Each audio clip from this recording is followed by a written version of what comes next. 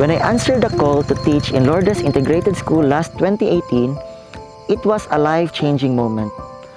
It's one of the greatest decisions in my 5 years. I have realized that it is more than just a profession.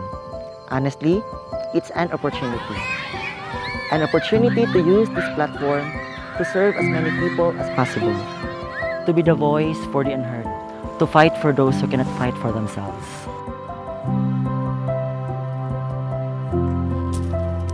Ang problema namo dinhi sa Barangay Lourdes, daghan kaayong mga estudyante nga dili pa makakaton sa pagbasa kay tungod sa kapobrehon. Kulang ang ilang kinitaan dinha sa ilang pamilya kay tungod daghan silang miyembro sa pamilya. This is an opportunity to make a difference with the time and gift God has given me. To pour my life into something that isn't just about me. Because I believe that life is meant for others.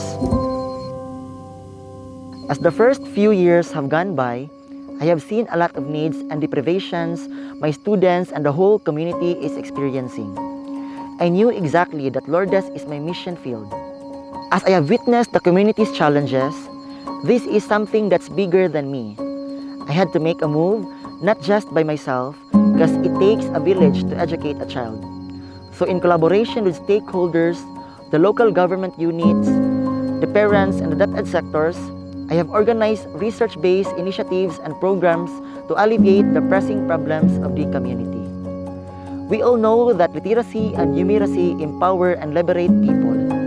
Beyond its importance as part of our children's right to quality education, literacy improves lives by expanding capacities and impact sustainable development.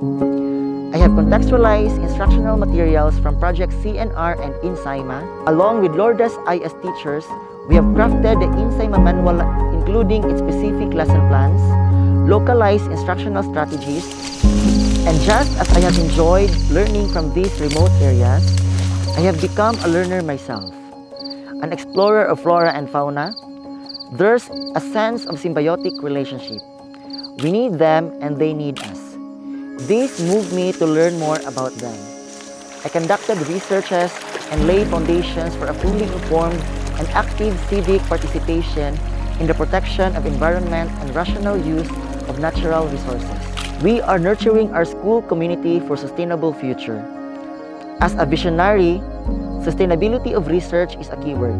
By means of educating our learners, we are raising awareness about biodiversity where we can capitalize and carry out policy implementations.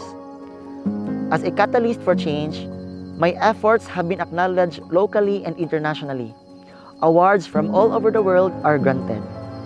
And for this, I have collaborated with international researchers, published articles, peer-reviewed journals, and conducted symposiums and academic conferences directly relevant to policy formulation and identification of actions which should be taken.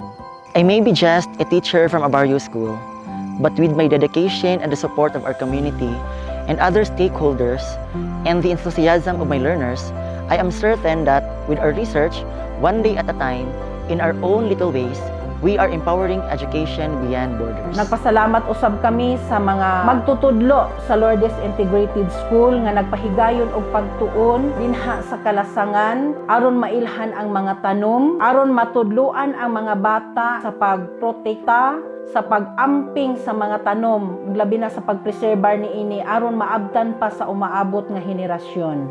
Sir Mac has a great impact not just only to his learners, but also to his colleagues. As one of his colleagues, he motivated me to continue my studies. In the workplace, Sir Mac has the potential of becoming a good leader. And through his research, it only proves that he is an outstanding teacher. He mentored me, he molded me, and shared his knowledge and experience, not just in life but also in the field of research. That's why last February 2018, my research paper won as Best Experimental Research in National Science and Engineering Fair, Philippines in Baguio City. I am MacArthur L. Cababan, a science teacher who's been teaching for 5 years now here in Lourdes, a small barrio northeast upland of Valencia City, Bukidnon. A Valenciano and a teacher, forging greater appreciation for environmental research, championing environmental sustainability.